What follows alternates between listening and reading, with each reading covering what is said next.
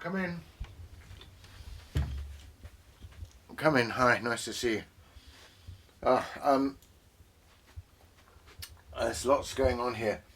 I'm just looking at these. This, as you know, is the shelf where I often keep the sort of most precious books. You'll see there's a whole load more. That's some George MacDonald I'd brought in from the garage, where I'd originally brought it from my room. And look, there's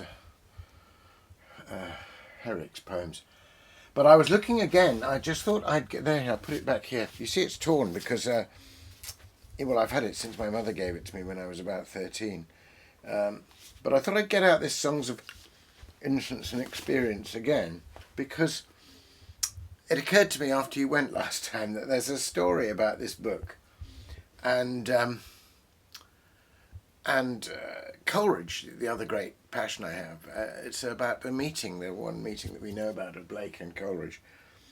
But also Coleridge, you know, this book, you remember I showed you how small it is and how Blake printed it. He engraved it, then printed it, and then he hand-coloured and painted every single plate. There's a Divine Image. Coleridge actually particularly liked that one. That's one I read you the other day. So all of that was hand-coloured and printed and painted by Blake. So as you can imagine, he didn't produce a huge number of these, and we think there are, or they were, extant, when he hand-printed it, 200 copies. And I don't know how many survive now, but they're almost all in museums or university libraries or study centres. But one of Blake's fans was a Swedenborgian, a kind of mystic called Alexander Tulk. And he happened to be also a friend of Coleridge. And he got a copy of this book and lent it to Coleridge. It was very... Hang on, I'm going to get my own Coleridge book down. Come on, have a seat.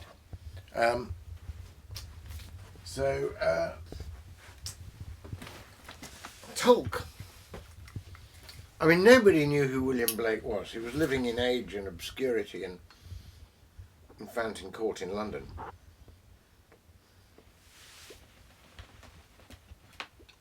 Just light up this very nice Peterson Sherlock Holmes original. Anyway,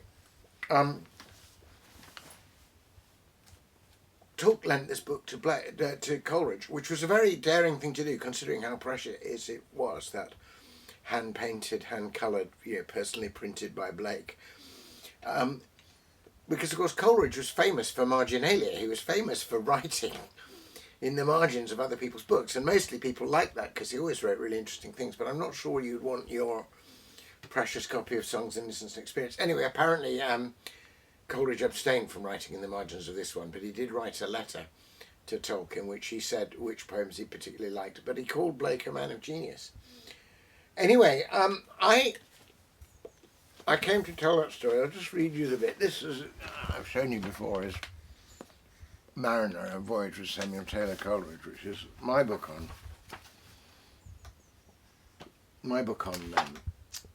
Coleridge. So,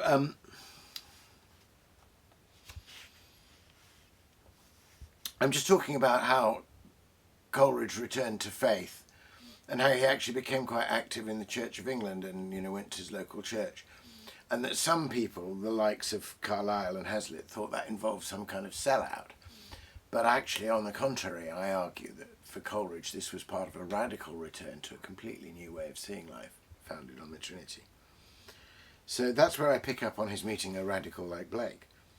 So Carlyle, Hazlitt and others mistakenly thought that because Coleridge had returned to the Church of England, he had, quote, sold out on his earlier radical concerns.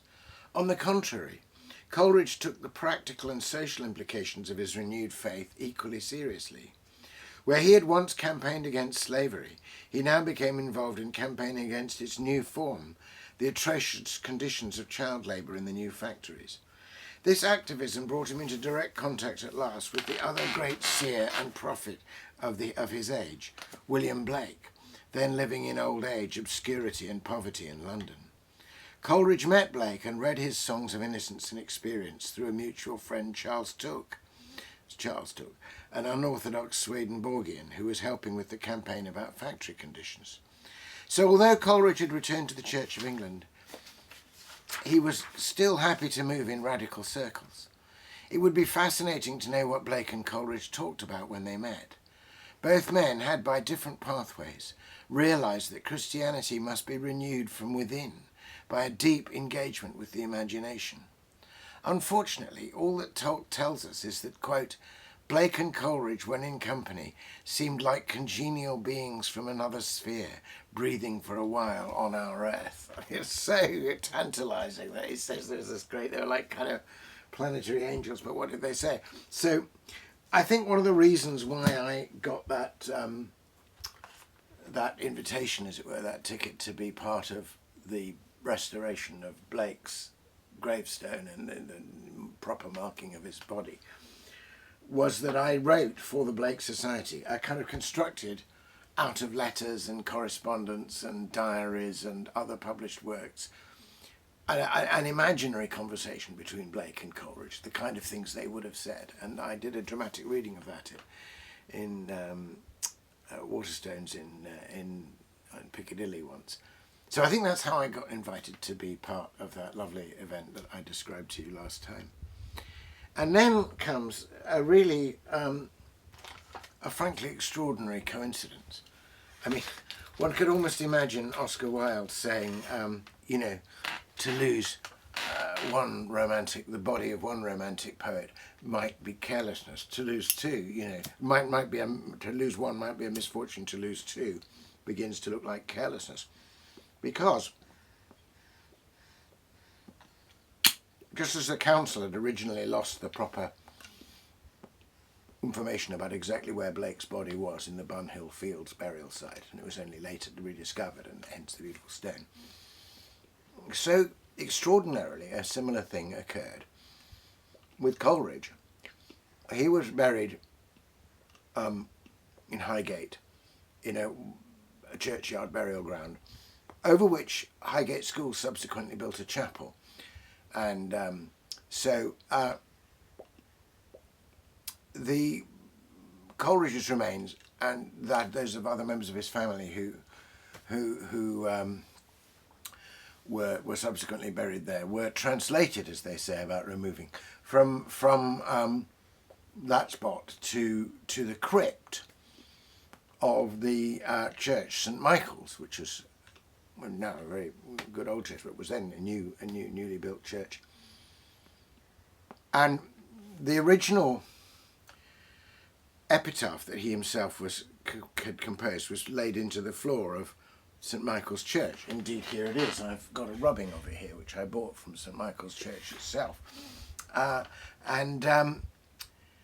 they didn't keep notes, again, of exactly where the body was. So when it came time that perhaps there should be a greater memorial to him down there in the crypt, they had to do a bit of searching. Interestingly, they found Coleridge's body down there in the crypt in what had once been a wine cellar. So you can imagine the play that various newspapers made about, you know, missing poet turns up in wine cellar, you know, bibulous even in death. But Coleridge, of course, in one sense it's absurd to think about any of these things, because these are great prophets and seers, these are great poets. They already live on, not on some memorial plate or stone somewhere, but they live in your mind and my mind and in the minds of all their readers, and they kindle new thoughts, so they've got that second literary life. But I also believe, they all had glimpses of heaven, glimpses of eternity, you know. Blake talked about seeing infinity in a grain of sand and, you know, feeling eternity in an hour. And Coleridge talked about hearing the whole universe vibrating as not only with the song, but as being the song between the Father and the Son, whose choral echo is the universe. So they certainly believed in heaven, and I believe that heaven is where they are, that they're with Christ in absolute glory. So in one sense, it's a very small matter about the marking of their resting places. And yet in another sense, it's important. It's how we, the living, honour the dead, even as the dead, I believe, honour and pray and hope and yearn in Christ for us. So I assisted in a small way at the restoration of Blake's resting place. And I've just had an email asking me to take part in events that will commemorate Coleridge. There's going to be a little film made in the crypt there as part of building towards, there's now a Coleridge Trust and building towards making a proper monument at his resting place. So, and I've already given some talks there at St Michael's Church. So I really will, I'll be amazed to do that and look forward to do that. And there's, Blake and Coleridge between them have been so important to me for so long. And they're the great names on books. But actually, to feel that I, in my 60s, having begun to read both of them in my very early teens, might have the honour of being part of marking formal and official commemorations of them, it just amazes me.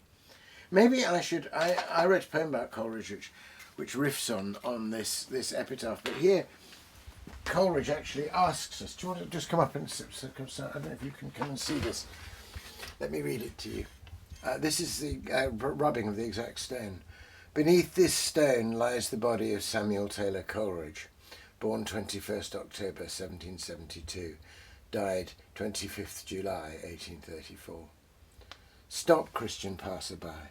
Stop, child of God, and read with gentle breast. Beneath this sod a poet lies, or that which once seemed he. O lift one thought in prayer for STC, that he who many a year with toil of breath found death in life, may here find life in death. Mercy for praise, to be forgiven for fame, he asked and hoped through Christ. Do thou the same. I always feel that stop, Christian passer-by, stop, child of God. It's just like the ancient mariner. You know, it is an ancient mariner, he stoppeth one of three. By thy long grey beard and glittering eye, now wherefore stopp'st thou me? But I'm very glad to have been stopped by Coleridge and then to take up. And I'll just finish. I think I finished my whole book with a poem I wrote that riffed on that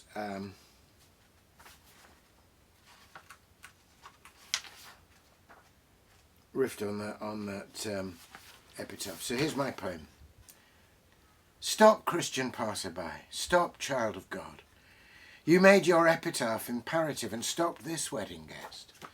But I am glad to stop with you and start again, to live from that pure source, the all-renewing stream, whose living power is imagination, and know myself a child of the I Am, open and loving to his whole creation. Your glittering eye taught mine to pierce the veil, to let his light transfigure all my seeing, to serve the shaping spirit whom I feel, and make with him the poem of my being. I follow where you sail towards our haven, your wide wake lit with glimmerings of heaven. So a few glimmerings from both of those poets, and I'll keep you posted about what happens, and when I go on July the 25th, or when we make this film for July the 25th, about a more fitting memorial for Coleridge, having made a more fitting memorial for Blake. Thanks for dropping by.